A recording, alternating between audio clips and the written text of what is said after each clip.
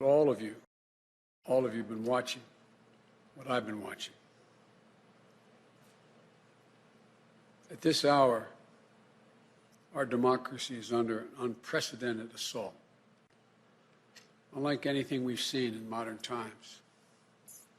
An assault on the citadel of liberty, the Capitol itself. An assault on the people's representatives and the Capitol Hill police, sworn to protect them, and the public servants who work at the heart of our republic. An assault on the rule of law like few times we've ever seen it. An assault on the most sacred of American undertakings, the doing of the people's business. Let me be very clear. The scenes of chaos at the Capitol do not reflect a true America, do not represent who we are. What we're seeing are a small number of extremists dedicated to lawlessness. This is not dissent. It's disorder. It's chaos.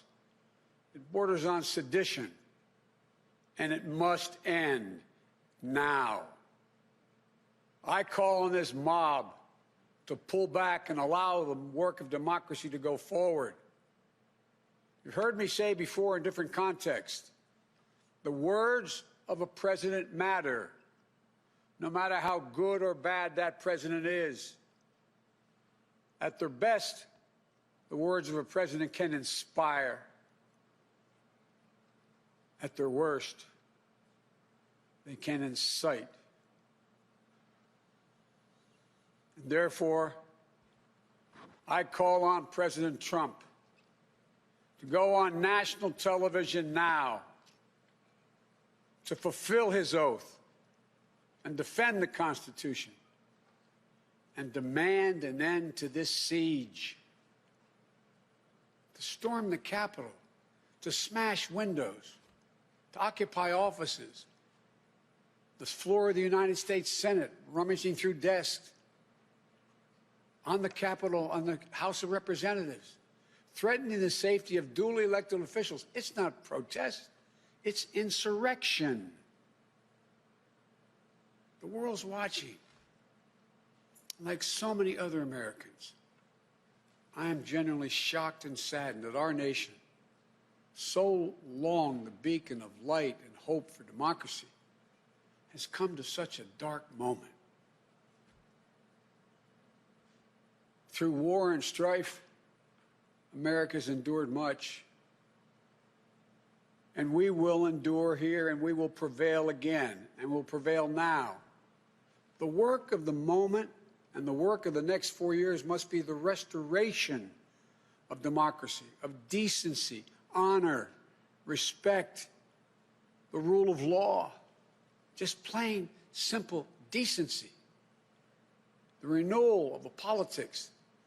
It's about solving problems, looking out for one another, not stoking the flames of hate and chaos.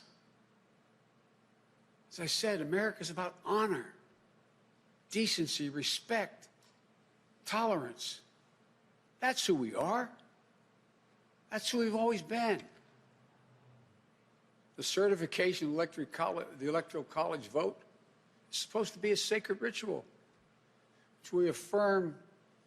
The purpose is to affirm the majesty of American democracy. But today's reminder, a painful one, that democracy is fragile, and to preserve it requires people of goodwill, leaders with the courage to stand up, who are devoted not to the pursuit of power, or the personal interest pursuits of their own selfish interest at any cost, but of the common good. Think what our children watching television is thinking. Think what the rest of the world is looking at. For nearly 2.5 centuries, we, the people, in search of a more perfect union, have kept our eyes on that common good, America is so much better than what we've seen today.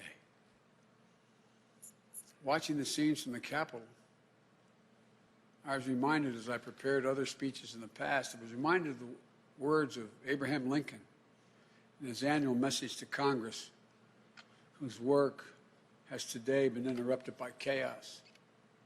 Here's what Lincoln said.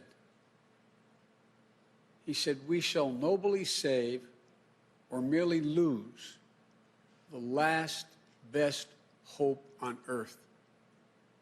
Went on to say, "The way is plain, peaceful, generous, just, a way which, if followed, the world will forever applaud and God must forever bless."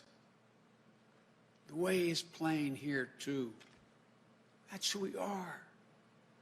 It's the way of democracy, of respect, of decency, of honor,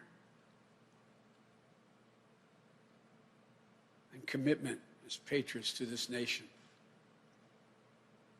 Notwithstanding what I saw today and we're seeing today, I remain optimistic about the incredible opportunities. There has never been anything we can't do when we do it together. And this god-awful display today is bringing home to every Republican and Democrat and Independent in the nation that we must step up. This is the United States of America. There's never, ever, ever, ever, ever been a thing we've tried to do that we've done it together. We've not been able to do it. So, President Trump, step up. May God bless America. May God protect our troops and all those folks at the Capitol who are trying to preserve order. Thank you, and I'm sorry to have kept you waiting.